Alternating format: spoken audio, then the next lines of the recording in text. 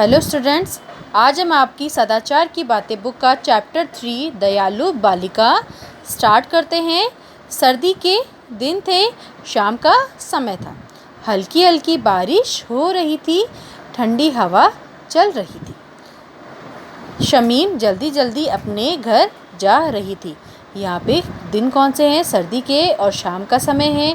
हल्की हल्की बारिश हो रही है और शमीम कहाँ जा रही है? जल्दी जल्दी अपने घर जा रही थी।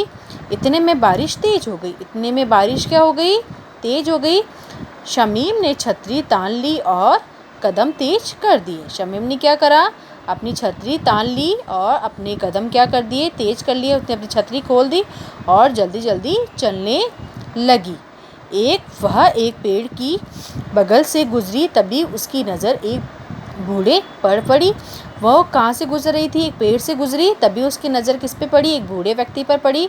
बूढ़ा अंधा था। बूढ़ा व्यक्ति कैसा था? अंधा था।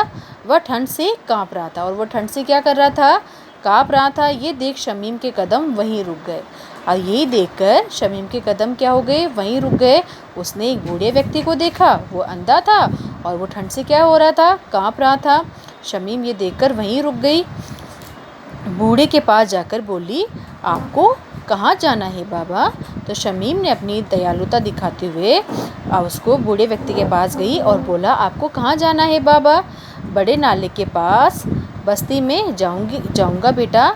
तब उस बूढ़े व्यक्ति ने उत्तर दिया कि बड़े नाले के पास मैं बस्ती में जाऊंगा। बूढ़े ने कांपते कांपते जवाब दिया। बूढ़े व्यक्ति ने ये कांपते कांपते जवाब दिया। आगे बढ़ते हैं। बड़े नाले के पास वाली बस्ती तो बहुत दूर है बाबा। तो शमीम ने वो उत्तर दिया कि बड़े नाले के पास वाली तो बस्ती बहुत दूर है। बारिश हो रही है, ठंड पड़ रही है, इतनी दूर कैसे जाओगे? तो आप इतनी दूर कैसे जाओगे? क्योंकि बारिश भी हो रही है और ठंड भी है। आपके पास तो ओढ़ने को भी कुछ नहीं है। आपके पास तो ओढ़ने के लिए भी कुछ नहीं है, शमीम ने कहा।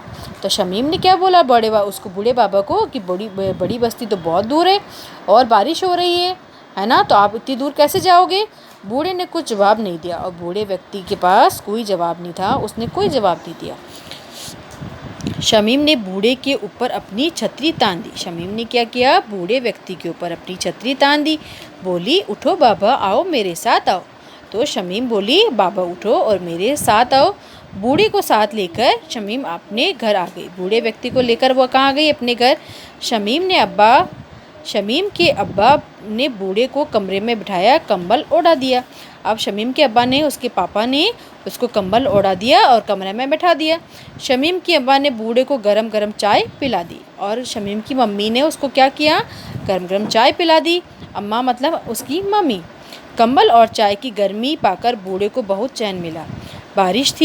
बारिश थी कि थमने का नाम ही नहीं ले रही थी।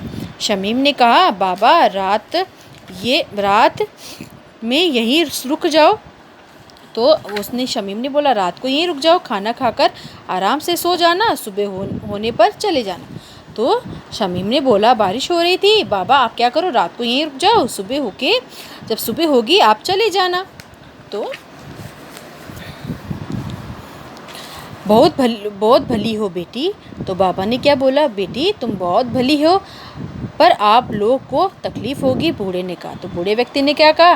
बेटी तुम तो बहुत भली हो, पर क्या होगा? आप लोगों को तकलीफ़ होगी। नहीं, हमें कोई तकलीफ़ नहीं होगी। तकलीफ़ तो ऐसी बारिश में जाने से आपको होगी। तो शमीम ठीक कहती है। तो बाबा ने हमें कोई तकलीफ़ नहीं होगी, तकलीफ़ तो ऐसी बारिश में जाने से होगी। शमीम ठीक कहती है, रात में यहीं रुक जाइए, खाना खाकर आराम से सो जाना, सुबह होने पर चले जाना। शमीम के अब्बा ने कहा, शमीम के पापा ने बोला, आप ऐसा कीजिए, रात को यहीं रुक जाइए, खाना खा के सो जाइएगा और सुबह चले जाना। सुबह तक बारिश थम जाएगी। सुबह तक बारिश क्या हो जाएगी? थम जाएगी। चलते चलते समय बूढ़े ने शमीम के सर पर हाथ फेरा। अब सुबह बारिश थम गई और चलते समय बूढ़े ने शमीम के सर पे क्या फेरा? हाथ फेरा। उसको दुलार दिया। उसके माता पिता को सलाम करके चलने लगा। तो शमीम ने बरसाती और कंबल उसे दे दिया। तब सुबह होने के बाद जब वो बूढ़ा व्यक्ति जाने लगा तो उसने शमीम के सर पे हाथ हाथ फेरा, उसको दुलार दिया, उसके माता पिता को चलते समय उसको सलाम किया। करने चलने का तो शमीम ने क्या किया, बरसाती और कंबल उसे दे दिए। बरसाती और कंबल का पर बूढ़ा प्रसन्न हो गया। अब बरसाती और कंबल पाकर बूढ़ा व्यक्ति क्या हो गया, प्रसन्न हो गया। शमीम के अब्बा ने शमीम के सर पर स्नेह से हाथ फेरा और कहा, शाबाश बेटी, दया बहुत अच्छा गुण है। तो शमीम के पापा ने उसको शाबाशी दी और बोला कि दया बहुत अच्छा गुण हो। तो बच्चों, हमें इस चैप्टर से क्या शिक्षा मिलती है? दया बहुत अच्छा गुण है।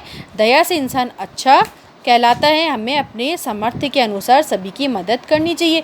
हमें अपना जितना सामर्थ्य है, हमें जितना हो सके लोगों की मदद करनी चाहिए। आई होप आपको ये चैप्टर समझ आ गया होगा। Thank you so much.